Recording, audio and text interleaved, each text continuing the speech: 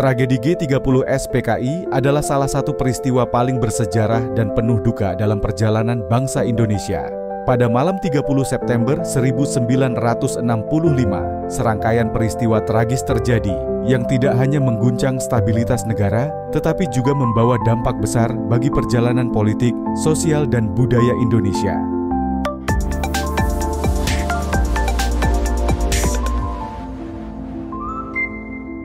Pada awal 1960-an, Indonesia berada dalam situasi politik yang kompleks. Presiden Soekarno berupaya menyatukan berbagai elemen politik melalui konsep Nasakom, nasionalisme, agama, dan komunisme. Di tengah upaya ini, Partai Komunis Indonesia atau PKI menjadi salah satu partai terbesar dengan dukungan jutaan anggota. Namun, situasi ini menciptakan ketegangan. Beberapa pihak di militer dan masyarakat merasa khawatir terhadap dominasi PKI yang semakin besar. Ketidakseimbangan ini semakin diperburuk oleh kondisi ekonomi yang memburuk dan berbagai konflik ideologis di dalam negeri. Pada malam 30 September 1965, sebuah kelompok yang menamakan diri Gerakan 30 September melancarkan operasi yang menggemparkan. Mereka menculik dan membunuh 6 jenderal dan 1 perwira Angkatan Darat, termasuk Jenderal Ahmad Yani, Maijen TNI Sutoyo Siswo Miharjo, dan Letjen TNI Anumerta Suprapto. Para jenderal ini dituduh sebagai bagian dari Dewan Jenderal yang disebut-sebut akan menggulingkan pemerintahan Soekarno. Mayat para jenderal ditemukan di sebuah sumur tua di kawasan Lubang Buaya, Jakarta.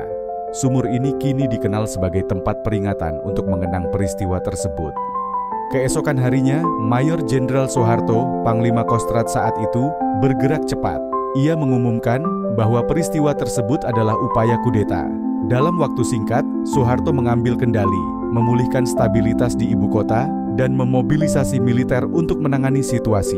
Operasi militer yang dilancarkan kemudian berujung pada pembubaran PKI dan penangkapan anggotanya di berbagai wilayah. Ribuan orang ditahan, dan ada laporan tentang kekerasan yang meluas. Peristiwa ini menandai akhir dari eksistensi PKI sebagai partai politik di Indonesia. Setelah peristiwa ini, PKI dinyatakan sebagai organisasi terlarang di Indonesia.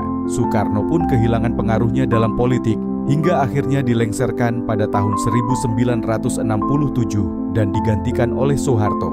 Namun, tragedi ini meninggalkan luka sosial yang dalam.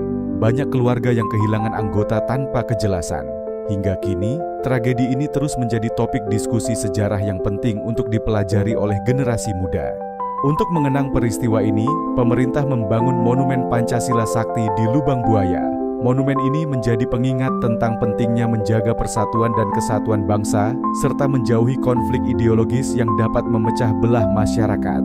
Tragedi G30S PKI bukan hanya sebuah peristiwa dalam sejarah Indonesia, tetapi juga sebuah pelajaran berharga tentang pentingnya menjaga persatuan dan kewaspadaan terhadap ancaman perpecahan.